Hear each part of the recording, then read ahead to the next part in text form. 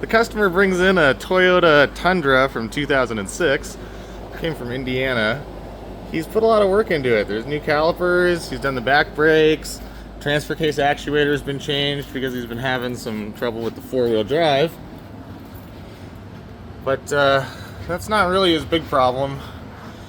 The big problem would be this.